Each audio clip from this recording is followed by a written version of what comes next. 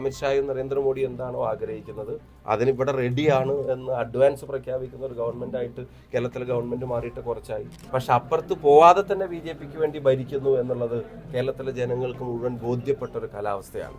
കേരളത്തിലെ ഗവൺമെന്റ് അത്തരം കാര്യങ്ങളിൽ എടുക്കുന്ന സമീപനം ഇപ്പൊ അവരുടെ പാർട്ടി തന്നെ ചർച്ച ചെയ്യാൻ തുടങ്ങിയിട്ട് വൈസ് ചാൻസലറുടെ കാര്യത്തിൽ, യൂണിവേഴ്സിറ്റി വൈസ് ചാൻസലറുടെ കാര്യത്തിൽ അവരെടുത്ത നിലപാടിനെ സംബന്ധിച്ച്, PM ശ്രീ പദ്ധതിയിൽ അവരെടുത്ത നിലപാടിനെ സംബന്ധിച്ച്, അവരെയൊക്കെ സംബന്ധിച്ച് പിന്നെ CPM എടുത്ത നിലപാടിനെ, മുഖ്യമന്ത്രി എടുത്ത നിലപാടിനെ CPM-നകത്ത് തന്നെ ആളുകൾ ചോദ്യം ചെയ്യാൻ തുടങ്ങിയിട്ടുണ്ട്.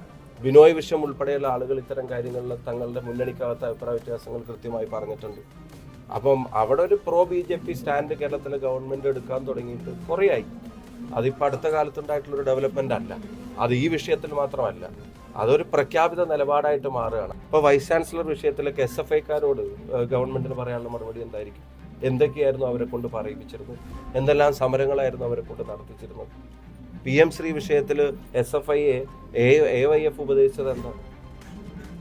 നിങ്ങൾ മുണ്ടെടുത്ത് സമരം ചെയ്ത കാവിക്കളസം ലോകം കാണാൻ സാധ്യതയുണ്ടെന്ന് ഞങ്ങളല്ല, AYF പറയുന്നത്. ബിനോയ് വിശ്വം ഈ വിഷയത്തിൽ പറയുന്ന നിലപാടെന്താ? അപ്പം അവരുടെ മുന്നണിക്കോ പാർട്ടിക്കകത്തോ ആളുകൾക്ക് പോലും അംഗീകരിക്കാൻ കഴിയാത്ത തരത്തിൽ ശ്രീ പിണറായി വിജയന്റെ നിലപാടുകൾ അത് ഒരു BJP നിലപാടായിട്ട് മാറുന്നു എന്നുള്ളത് കേരളത്തിൽ വ്യാപകമായിട്ടുള്ള പരാതിയാണ്. അത് ഈ വിഷയത്തിൽ മാത്രമല്ല, എല്ലാ ഇടങ്ങളിലും അതിപ്പോൾ വ്യാപകമായി കണ്ടു തുടങ്ങുന്നത്.